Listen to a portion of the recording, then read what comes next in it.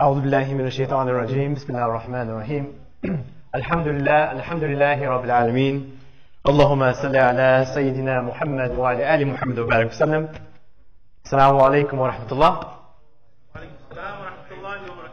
I hope everyone is doing well. You guys having a good night? I know it's getting a little bit chilly outside. This is a little bit cold for us here in Dallas.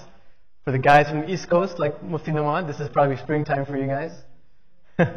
Alhamdulillah. So thank you for making the time to come here. Alhamdulillah. What we're going to do tonight, inshallah, is kind of building upon this theme.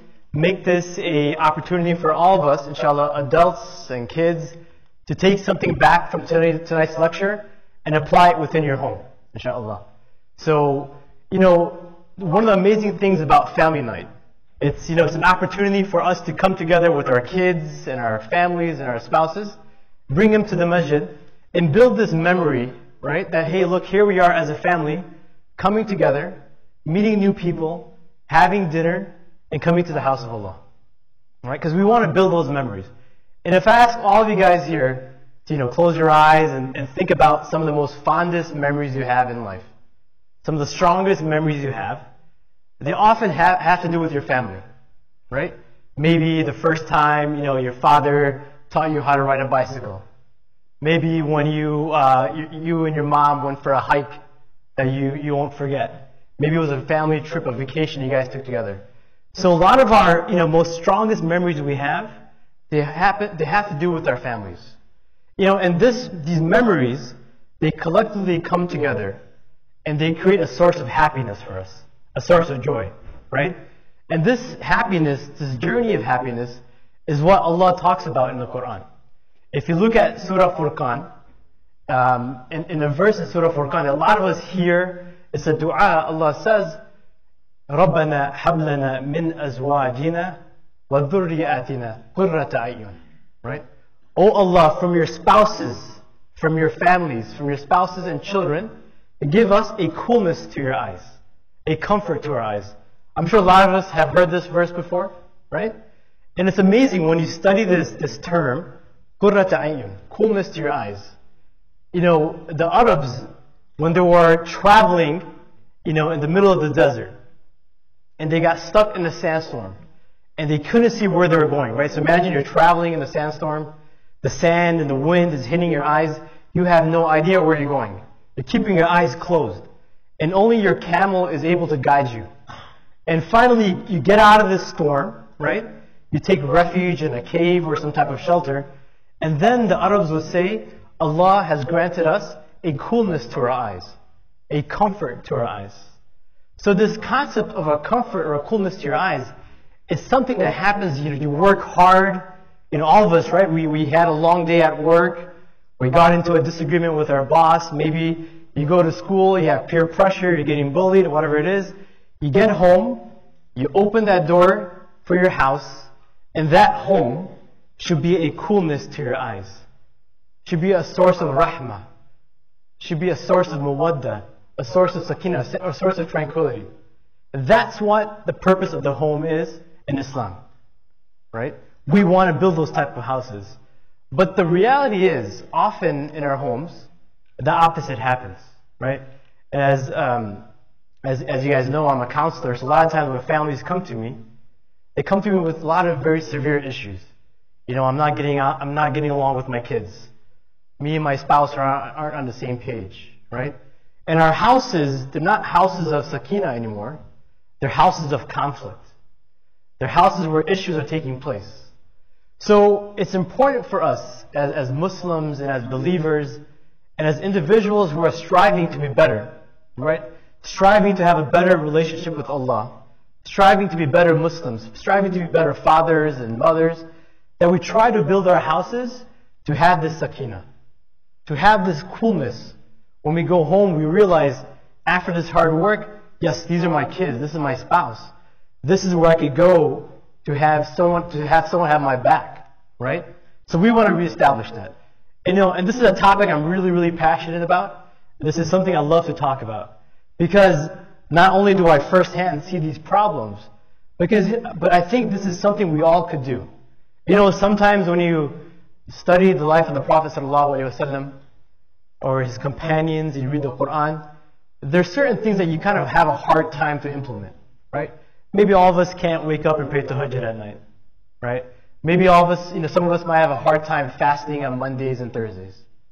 But one thing that's common amongst all of us here, young or old, we're somehow part of a family structure, right? We have fathers in the room, we have mothers, we have daughters, we have sons, husbands and wives.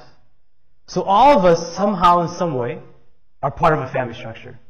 So all of us, if there's one place that we could start, to build this relationship with Allah, to serve Him and to be like the Prophet ﷺ, it starts in our house.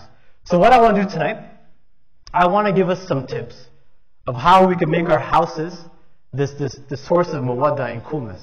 And we know it's not easy, but we'll try giving some inshallah, some tips for that. But before we do that, a couple of things. One, I want to share a hadith of the Prophet ﷺ that will show us why this topic is important, right? Because a lot of times, when we come to the masjid, we often talk about the importance of salah, which is really important, the importance of reading Quran, so on and so forth. But when it comes to the topic of families, we often feel like, this isn't really a topic that's really important for us to talk about on a family night or at the masjid, right? But there's a hadith that really shows us why this topic is so important. And for me personally, it's one of my favorite hadith. It's a very short one. It's very simple. But the point the Prophet ﷺ is making is a lesson for all of us in it. The Prophet ﷺ, he said, the best amongst you is the best to his family, and I am the best to my family. Raise your hand if you heard this hadith before. You guys heard this? We all heard it, right? It's a very common hadith. The best amongst you is the best to his family, and I am the best to my family. But there's a couple of lessons that we have to extract from this hadith that I think is really applicable for our context tonight. Lesson number one is the Prophet ﷺ, he's saying, the best amongst you is the best to his family. So he is implying that being the best to your family is in fact a worship. Is what? It's a worship. Right? Because he's saying, look, if you want to be the best in this room, if you want to be the best in this community, you have to be someone that's best to his family. So that's number one. Just like how we put in the effort to learn how to read Quran with tajweed, memorize the Quran, come to the masjid on time, right? The other side of the equation is that we have to be the best to our family. A scholar, he once said, it is not befitting for a person to be prideful with his family, to be angry at his family, to be upset at them, to not be gentle with them.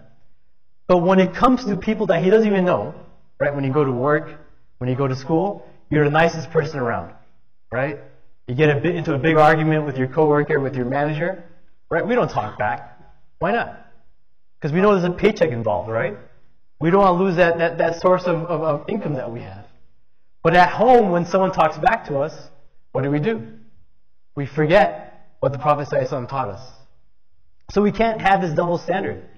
So what the scholar was saying that if you want to be the best amongst the people, you got to be the best to your family. You can't have this double standard. You can't be one person in the public. You can't be one person when you're giving a donation. You can't be one person when you're talking to the imam. And being someone else when the doors are closed, no one sees you but you and your kids.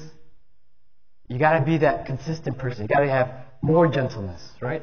So we got to rebuild that. So that's part one of the hadith. The best amongst you is the best to his family. The second part is also remarkable. The Prophet ﷺ is saying, and I am the best to my family. Right? And I am the best to my family. Look, we know the Prophet ﷺ, he was sent to us an example with a perfected character to perfect our morals and our character, right? So when it comes to us looking to see how we can be a better individual in the house, where do we start? We start with the Prophet ﷺ, right? I mean, there's so many books at Barnes & Noble, or you can go on Google and say, how could I be a better dad? How could I be a better mom? You'll find tons of stuff. But the essence is that the life of the Prophet ﷺ is a book for us. It's stories and lessons for us that we have to apply. So, the framing I want to give you guys, what we're doing tonight, what we're investing in tonight, should have your attention. You guys should be taking notes. I know the brother in the back on his phone, he's taking notes. He's not texting. He's not on WhatsApp. You guys should be taking notes, because inshallah, what we're going to do tonight, he smiled at me. Thank you, brother. I wasn't trying to call you out. We're going to take some notes and try to take whatever we talk about tonight, take it back home. Take it back home, inshallah, because this is something that we all could do, okay? So before we do that, before I start giving you guys the tips, I'm going to give you guys a pop quiz. Is that okay with you guys? Cool pop quiz? All right. Lock the doors, because we want people to leave, because when you hear about pop quiz, you're like, oh wait, am I going to get graded? Am I going to fail? All right. The way we do this pop quiz, no one fails. We're all winners. We all pass, all right? But I'm asking you guys a couple questions. I want you guys to do a self-assessment. The reason why is I want you guys to kind of gauge to see where you fall, in terms of how you are with your family. All right? So I got 4 questions, self-assessment. Grade yourself from A to F. A, you're doing pretty good, you're passing. F, room for improvement. All right? We're all going to do this.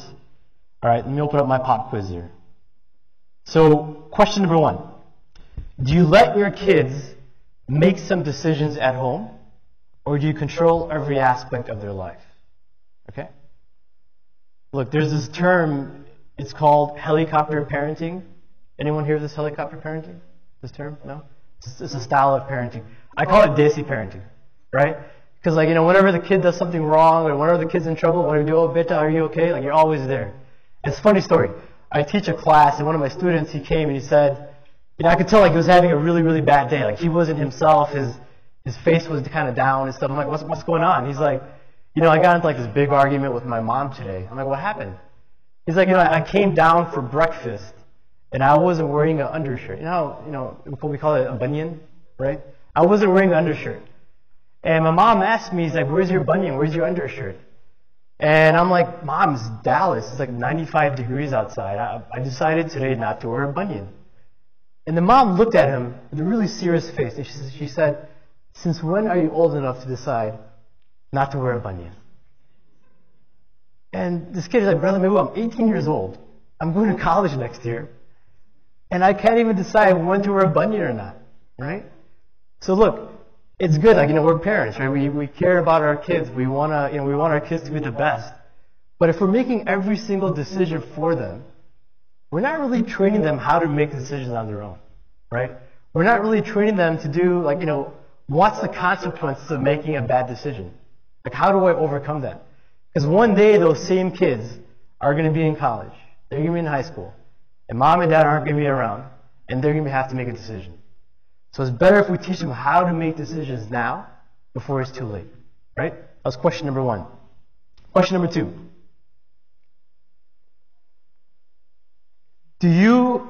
How much time do you spend as a family having a meaningful conversation with your spouse or your kids, right?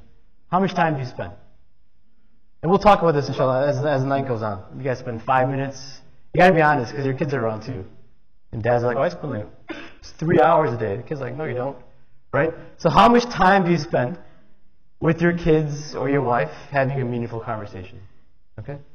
Just grade yourself for now, inshallah. We'll kind of go into each one of these a little bit more. Do you make time to show your kids affection and attention? Okay. We're going to talk about the importance of showing affection and attention. I know that's kind of hard, right? Because we're men, we're machos, we got to be a man's man. It's not good to show attention, or even for moms, sometimes it's really hard to show affection to our kids. But we're going to talk about why that's important. Question number 4. Do you ask your family for forgiveness when you make a mistake? A lot of times, as parents, we want to show our kids that we're perfect, that we don't make any mistakes, right? But sometimes it's really nice for our kids to see that, hey, you know what? If my parent makes mistakes, they're asking me for forgiveness, right? They're acknowledging their mistakes. They know that as humans, it's okay to make a mistake. We all make mistakes. We all have bad days, all right? So those are 4 questions. You guys all passed? How'd you guys do? You guys did okay? Thumbs up? MashaAllah. Well, let's continue, just in case you didn't pass. I didn't pass all those questions, so we're going to go on, inshallah. Okay? So, the way I want to do this, inshallah, a lot of times we come to different talks and stuff, and by the time you get back to your car, you forget about what you even learned in a talk, in a halaqah, right? You often remember what you had for potluck. I didn't even have dinner right now, but what was for potluck today? What did you guys have out there? Rice, biryani, maqluba probably, right? Some good stuff, right? So we always remember what we have for potluck, but we always forget what the speech was about. So I want to make this super, super simple.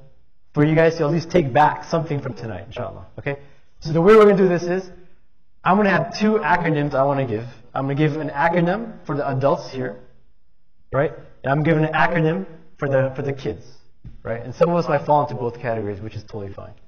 So the acronym I give is going to stand for something that's going to have tips that you guys can take back with you, okay? So we're going to start with adults. Kids, is that okay? We're going to start with adults. Is that cool? Wait, start with the kids? We'll start with the adults, because you guys have a longer attention span, so we'll get the adults before they fall asleep on me, inshallah. Okay. So parents, adults, we got to be a star at home. We got to be a star. Okay? What does that stand for? Right? Number one, S is we have to spend more time with our family. We got to spend more time with our family. There's a study that was done that said the average father in America spends less than 5 minutes a day having a meaningful conversation with their kids. Less than 5 minutes a day having a meaningful conversation with their kids. Okay? Let's have a guess. How much time do you think the average mom in America spends? We can't hear the sisters, so sisters are probably screaming the answers right now. So brothers, how much time do you think the average mom spends in America having a meaningful conversation with their kids on a daily basis? 10 minutes? What else? 6? 5 minutes? Huh? Do lectures count? This is like Jummah Khutbah that moms give? Yeah. No, Jummah Khutbahs don't count. Meaningful conversations. So kind of beyond the, hey Bita, did you clean your room? Right? Or did you throw away the garbage today? I mean, like, hey, how was your day today at school? What are your goals? Hey son, I was having a really bad day today. I got into this argument with my coworker. Here's why. Just like a basic conversation. So how much time do moms spend? So we heard 10, we got 30 minutes. 67 hours. Man, you got a good mom, mashallah. That's more hours than there is in a day. So they say the average mom in America spends around 7 minutes a day. So not too much better than fathers, right? So 5 minutes for the fathers, 7 minutes for the moms. But here's a really, really interesting thing. If you kind of compound that stat with another stat I'm going to share. They say the average child in America spends 7 hours and 38 minutes a day on electronics. 7 hours and 38 minutes a day on electronics. People are probably, wait, that doesn't add up. How do you spend 7 hours and 38 minutes a day on electronics? If you think about it. And we do this as adults too, right? We're watching, the Dallas Cowboys play, right? As the Cowboys are playing, we have our iPad because we're checking ESPN because we want to see the stats and scores for other teams, right? Then we have our phone next to us because we're on WhatsApp. We want to see what's going on, right? Then you got the Xbox next to you because you're playing Madden on the other TV, right? So look, 7 hours and 38 minutes a day, the average child in America spends on electronics. So if you kind of think about this from like a societal level, like a lot of the problems and issues we see is because of this.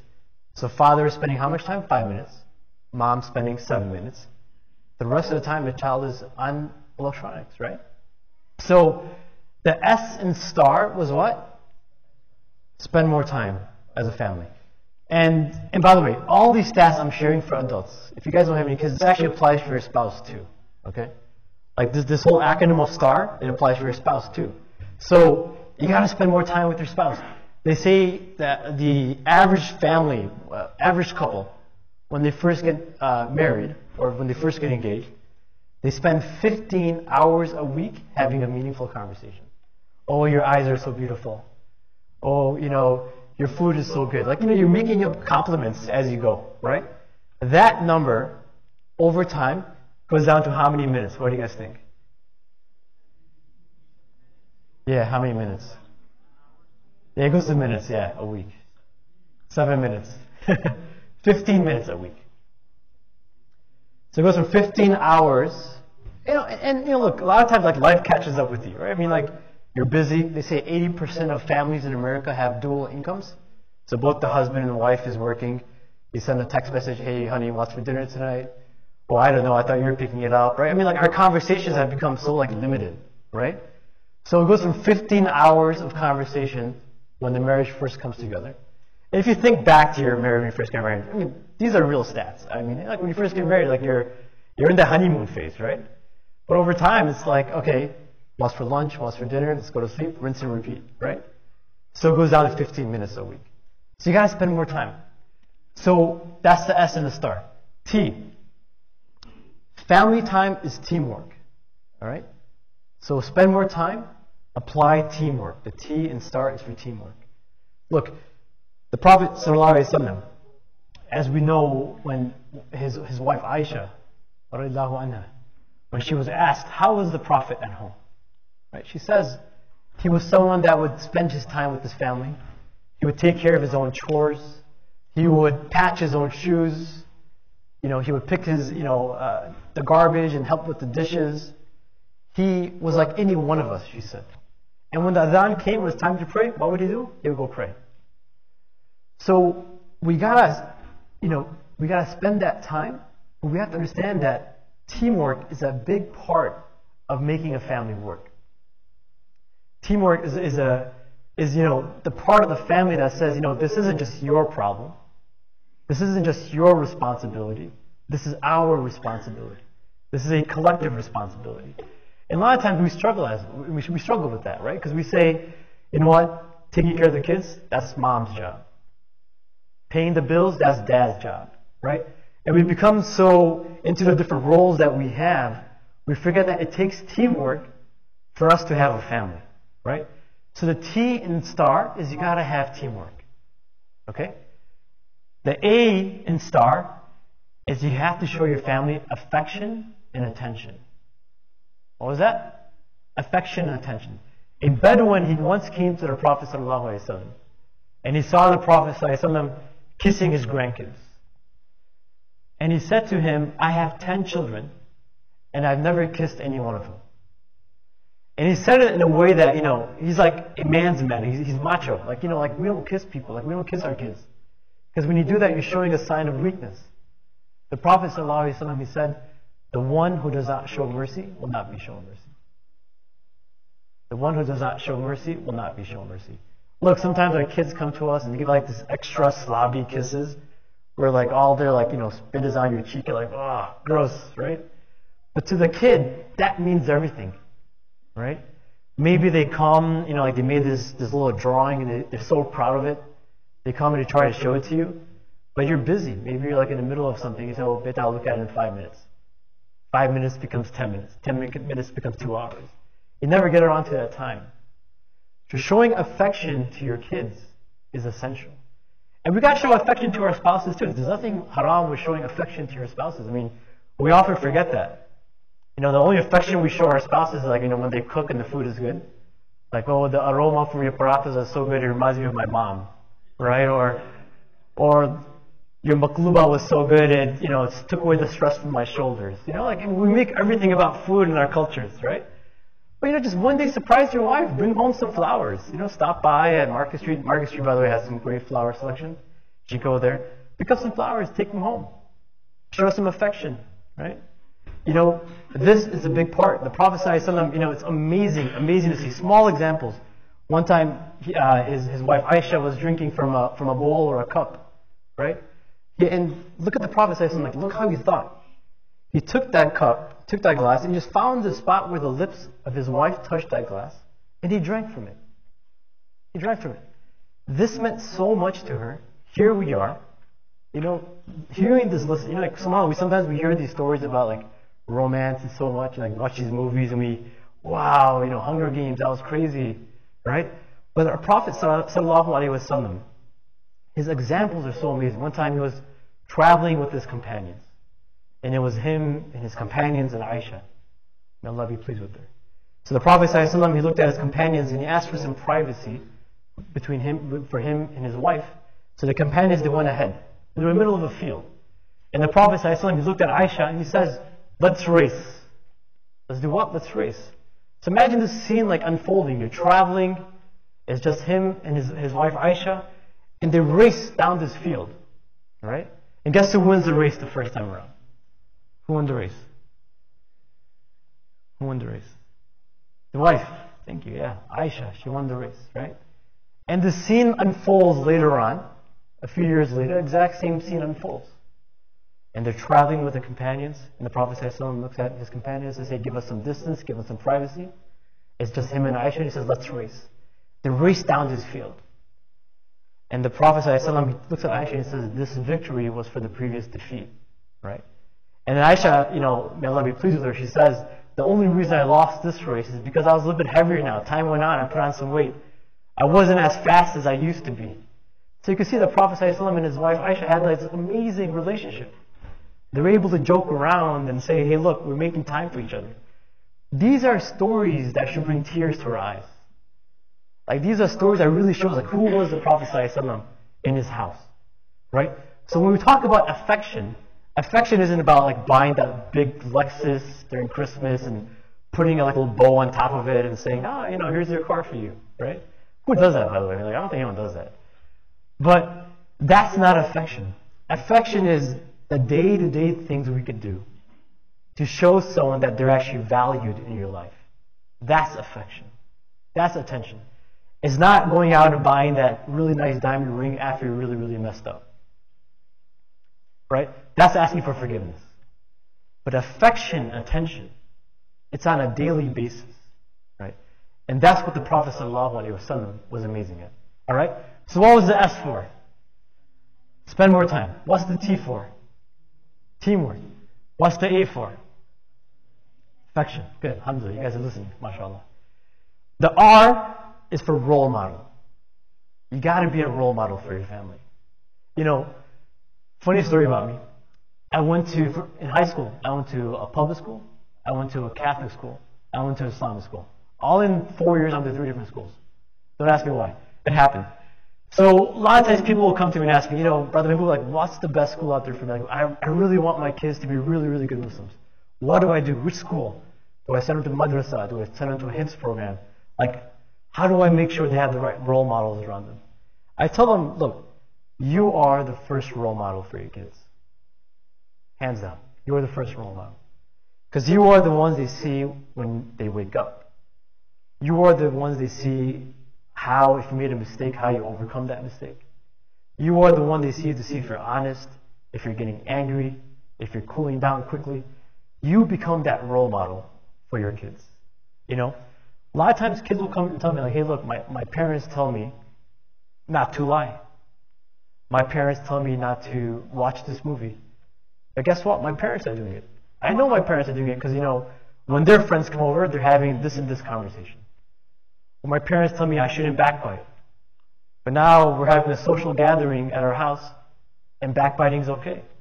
Slandering is okay. But if we're not preaching what we believe in, if we're not being the role model for our kids, guess what happens? Our kids, pick up on that.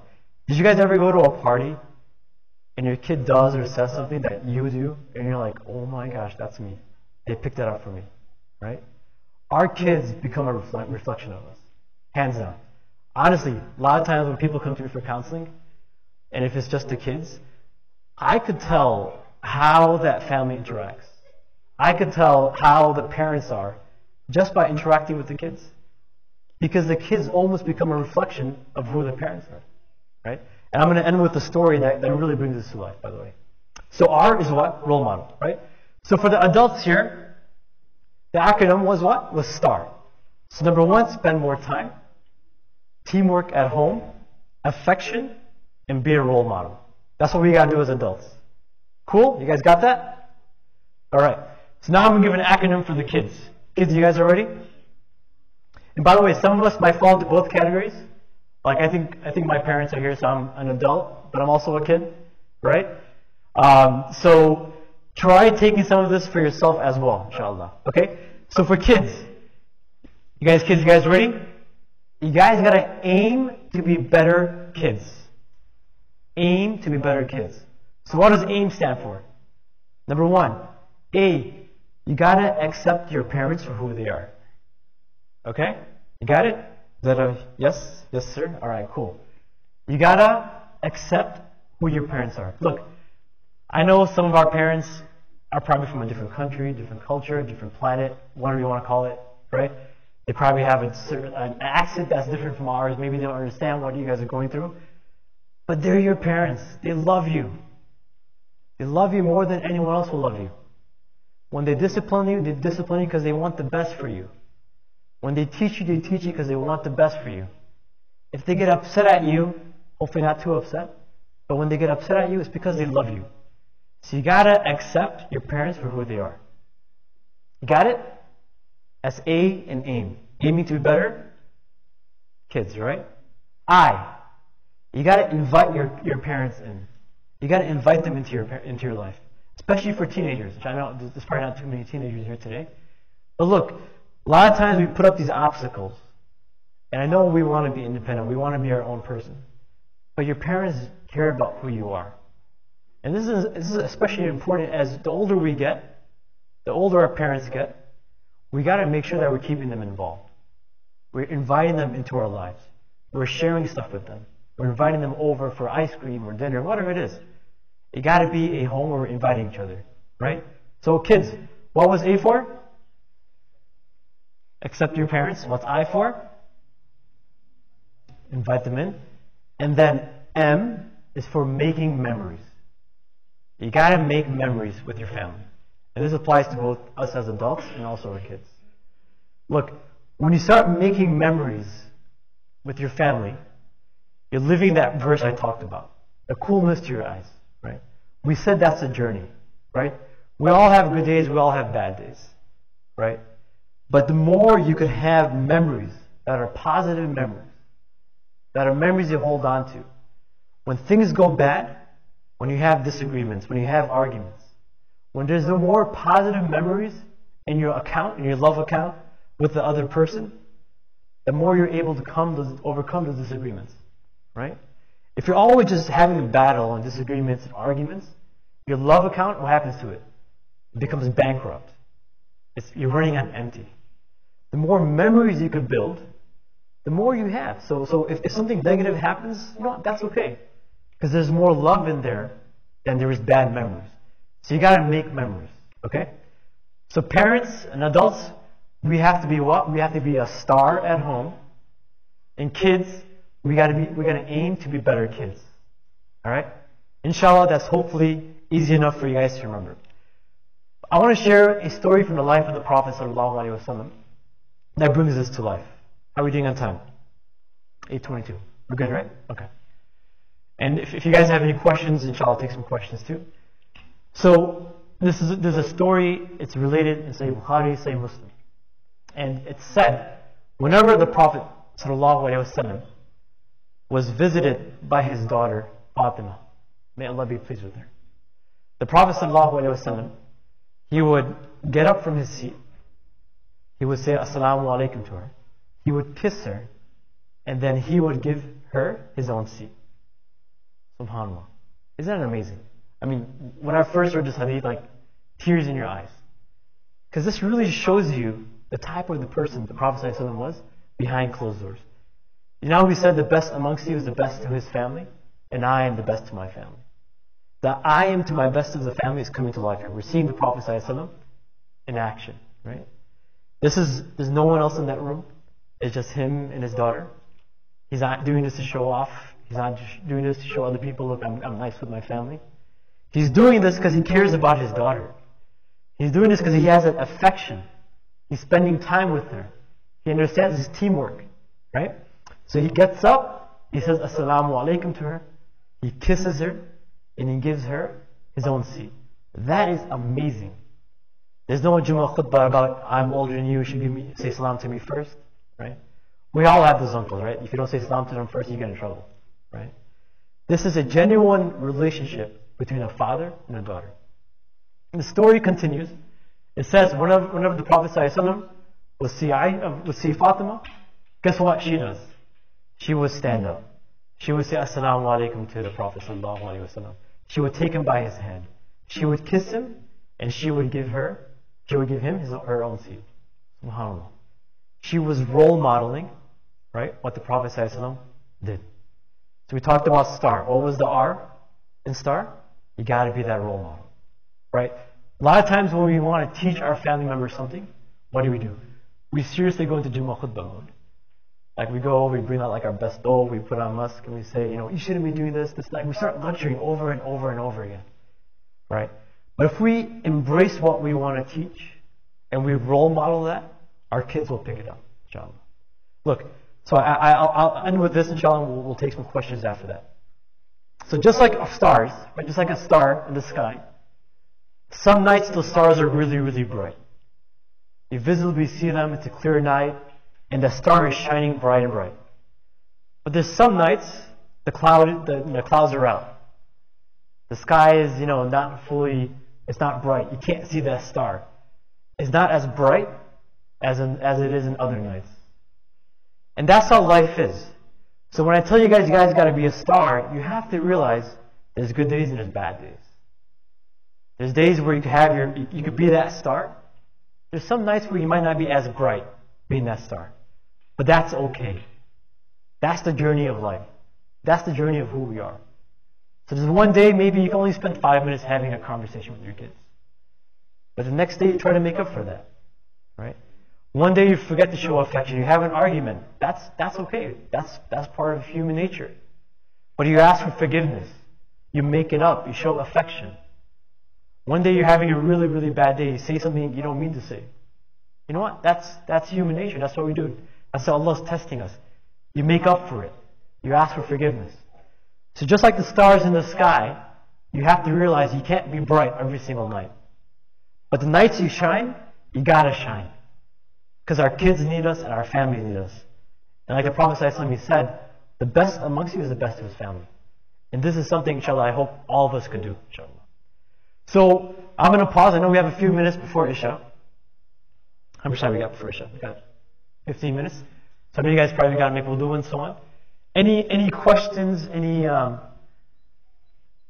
I'm not sure if the sisters have a mic up there. Probably not, right? But it's cool. Do you guys have any questions? Yeah.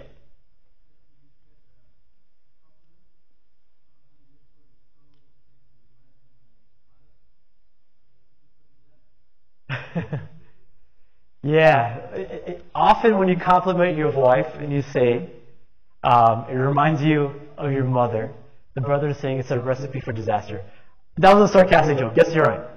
You never want to compare your wife to your mother because a lot of times that doesn't really typically go too well.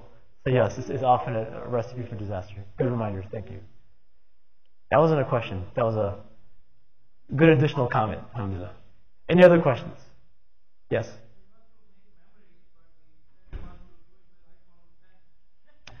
Hey, if you buy me one too, I'll take it. So let me read into that question. So a lot of our kids, they're being raised in a society where electronics are very, very, it's not even a matter of being spoiled now. Like our kids have electronics. There's actually certain schools here in America and even DFW, they actually give all the students iPads and, laptops and so on. So, there's a saying, most scholars say it's a saying of Umar al-Khattab, may Allah be pleased with him.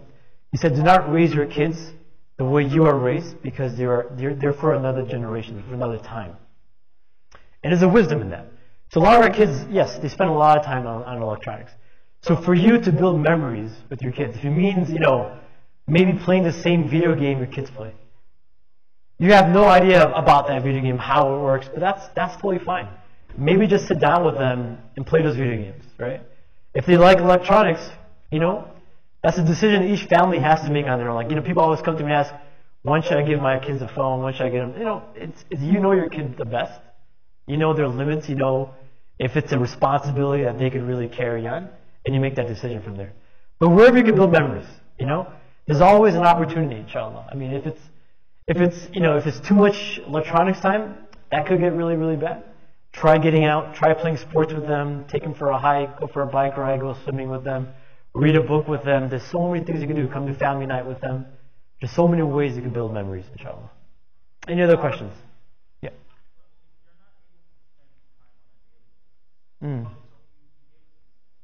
Yeah.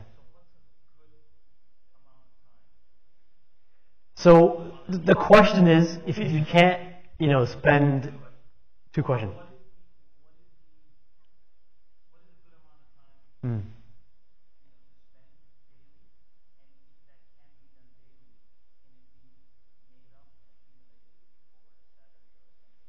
Yeah. It's a good question. So he's asking if you can't spend time on a daily basis, like what's the right amount of time to spend? That's question one. And number two, if you can't spend that time, can you make it up later? So, I mean, let's be super honest with all of us here. Like we all live very, very busy lifestyles, right? How I mentioned, 80% of the families in America have dual income. Both husband and wife are working.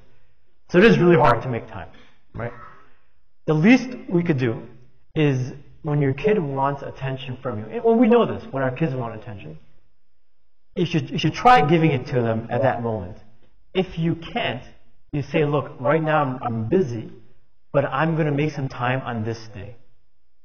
Right? So, like for example, let me give you an example. If you work from home, right, and you have a really big conference call coming up, and a lot of kids have a really hard time differentiating when a parent's working from home or they're just kind of hanging out, right? So they might come to you in the middle of you getting ready for a really big meeting and say, hey, mommy or daddy, I want to do this with you, right? And a lot of times we expect our kids to understand what corporate America is. They say, oh, I'm having this big conference call, I'm working on a PowerPoint slide, yada, yada, yada. They don't get that. So my recommendation is first, if your kid wants your attention and you're not able to do it, you tell them, like just tell them, even if you're young, say, hey, beta, look, I'm a little bit busy right now. After Maghrib today, I'm going to make some time. We're gonna block some time. And, whatever you want to talk about, we're going to have that conversation. We're going to hang out. We're going to go play ball. We're going to play video games. We're going to watch this game together. Whatever it is, right? So when that moment comes, though, you got to follow through. You can't break that promise, right? So number one is, I guess I'm answering the second part of your question first. Can you make up for it? Yes, you could. But just communicate that with your kids. And kids, they might not be happy, but the moment you make up for that, they will appreciate it. And give them like your full divided attention. Like don't be on your phone half the time as you're trying to hang out with them or so on and so forth. Give them your attention. So yes, you can make up for it. What's like a healthy amount of time to spend with your kids on a daily basis? I'm not going to give a exact amount of time, right?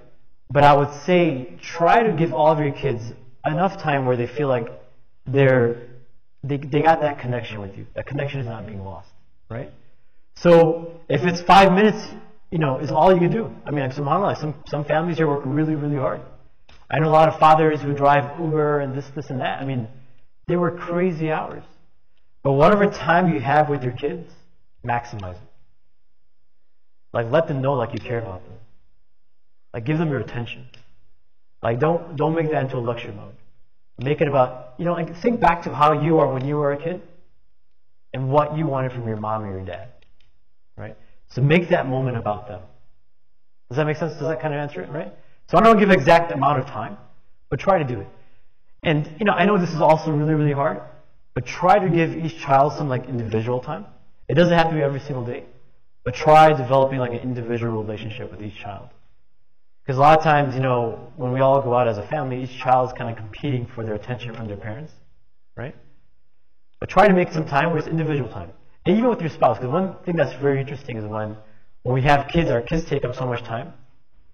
We don't realize, but our relationship with our spouse is kind of getting, maybe not as strong as it used to be. So, alhamdulillah, go out for dinner, maybe find a babysitter, like things like this. It's very, very important to do. Hope that answered your question. Any other questions? All right, I'll give one last question. I got this question last week. I was speaking at Frisco Mission, and I thought it was a really good question. How do we teach our kids empathy? Okay. How do we teach our kids empathy? Right? Like compassion. Right? I think that's a really, really good question. And I think the reason why it's a really good question is because the reality is we live in a time where everything is often handed to us as adults and even our kids.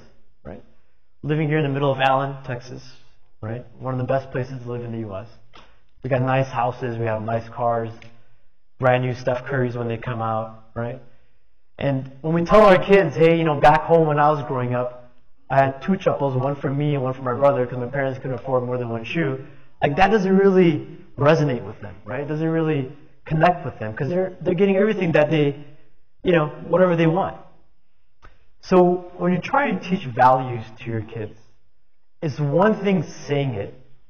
It's something totally different letting them experience that value, right? So when you want to teach your kids something like empathy, you have to get them into an environment where they see or they interact with people that are less fortunate. I know that puts more work on us as parents, right? But somehow it's a blessing from Allah that we have all these amazing blessings. But we never want to put our kids in a situation where they're going to get spoiled, where they're going to take their blessings for granted, right? I mean, like, they get a DS, then they get a Switch, then they get a PS4, then they get a PS5, then they get LeBrons, they get this, they get that, they get a Coach purse, they get, things are always, I want this, you get this. I want this, I get this. So to teach values, you just can't lecture about it. You got to put them into a situation where they can learn from it. I teach this parenting course, inshallah. We're going to bring it back to the Dallas area pretty soon. But this is a concept that we really, really go deep into. Because there's a lot of values that we try to instill in our kids, confidence, honesty, and so on. But if they don't interact and they don't feel that value, it's really hard for them to comprehend it, inshallah. Okay? Yeah. Yeah. Yeah.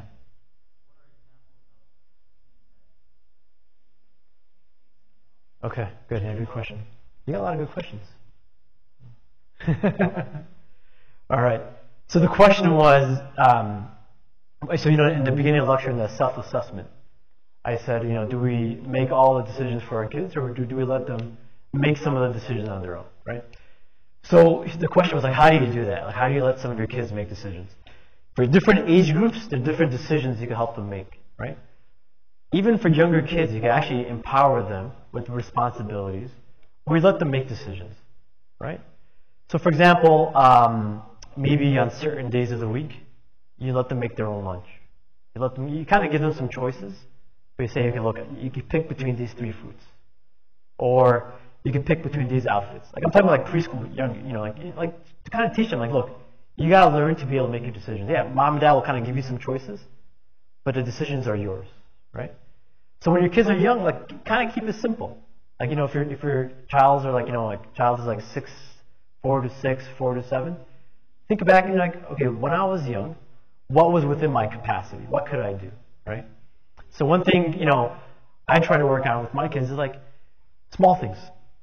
When you're going to school, when you come back from school, you have a choice in terms of like where you keep your backpack. Is it going to be in the hallway? Are you going to empty your container? Because I don't want to show up on Monday to make your lunch and you have like spoiled keema roti from Friday sitting in your lunchbox. I mean, that's the worst experience. I mean, I hate that as a dad, right? So if that happens, I'm going to make them throw the food away, right? So decisions should be based upon the age group of your child, right?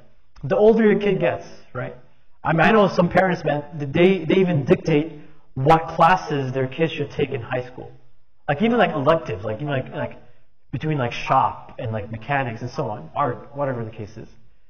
And the parents want to show up. They talk to their counselors, say, look, I want my kids taking this class because they have to be a doctor, Otherwise, they're like a failure, right? Like in high school, maybe let them choose make some choices that maybe aren't the right choices. You know that, but let them learn from that mistake, right? So give them choices that's appropriate for their age group, right?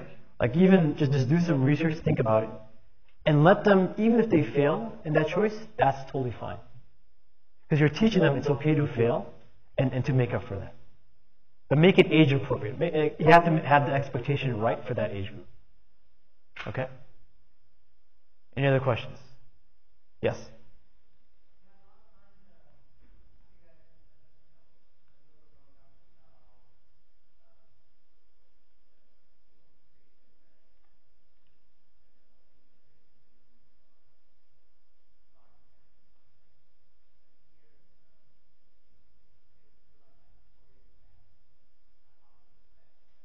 Yeah.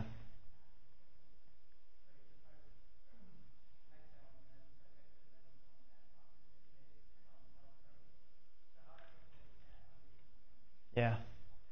So before I answer that question, John, I know we're running out of time, but I want to do justice for the sisters. The sisters, if you have any questions, write them down, find a kid, and have them come ask. Inshallah, I can answer those questions. So I just want to make sure that we're giving the sisters a chance to ask questions too. It's a very good question, brother. So he was saying, when we were growing up, we kind of grew up in these extended family households where we valued our parents, we valued other relationships with our grandparents, and we had that respect for our parents because that was something that was engraved in us, right? And nowadays in our society, we often don't have that, all right? I mean, and there's this, a lot of times we kind of make fun of our parents and so on. So, I would do two things for that. One is, it is still important to teach your kids lessons from your own childhood, okay? Because the reason why, it's even if the kids don't comprehend it because they don't understand it, it's from like a different time, different culture, right? They value what you went through to get to where you are, right? So for example, when you talk about, hey, this is how I respected my mom. This is how I served my mom, right? But make it in a way that's like an example for them that they could follow, right? That shows them like, I did this because, my mom did so much for me and I loved her as an individual. And our Prophet ﷺ teaches us to serve our mom. Our deen teaches us. This is something that's really, really important that we should do. Like in a way that you're teaching them through a lesson from your own life. Okay? Because the problem is today our society doesn't put the same value on parents, right? So it's okay to share those lessons with them. The other thing is teach your kids, have them do things to serve the parents. Okay? So for example, do things like, let's surprise your mom. Your mom does a lot of work for you. She does a lot. So as a dad, I'm going to take the kids out today. We're going to go buy a gift for mom. Or we're going to make breakfast for mom. So when our kids see us as spouses valuing the role of the husband or the wife, they would actually value that person more. Right? And a lot of our mothers, we value them because they did so much in their households when they were growing up, right?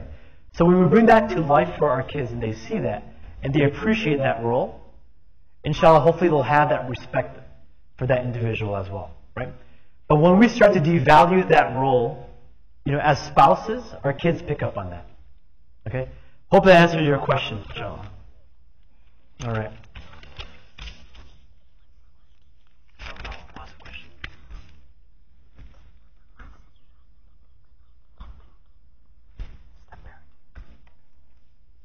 Okay, so I know we're going to go over time for Isha. It's 3 minutes.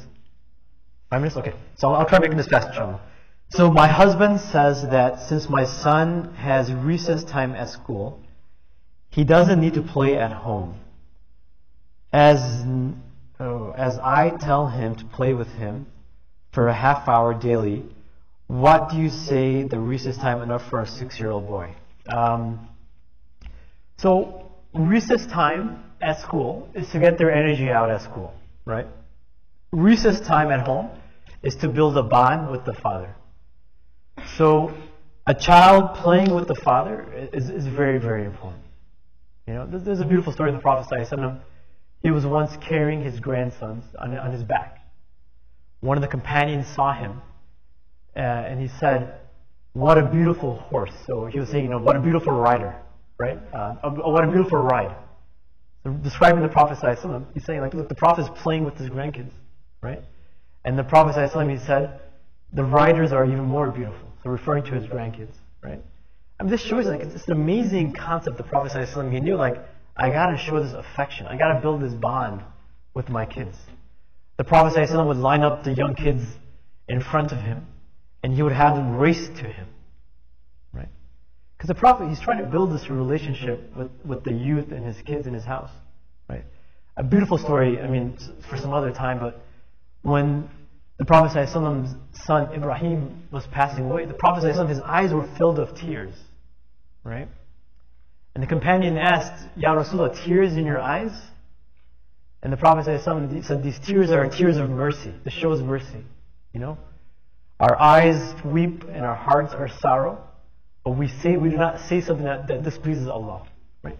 So even when his child was passing away, at a young age, they said Ibrahim was just an infant. His last breath, The Prophet is crying because he's going to miss that child so much. So our relationship with our kids, like, it can't become such a calculation where we're saying, okay, he's got recess, so he doesn't have to play at home. Right? You got to be that person that's playing with them. You got to be that person that appreciates who they are. So that's a great question, but my advice to that father is, don't rely on recess to build that bond, because it's not going to help you the older your child gets. And believe me, when a teenager comes and it's causing a hard time at home, I often ask the parents, what did you do to build memories with that child? How much time did you spend? And parents often say, well, we were so busy, so on and so forth, right? You got to build these memories with your kids when they're young. Second question. It's so hard to make teenagers understand that they need to spend time with family. How do you help in this situation? Inshallah, I'll come back one day if it's okay with you guys, and we'll kind of talk about this. We'll talk about all different age groups, not just the age of teenagers.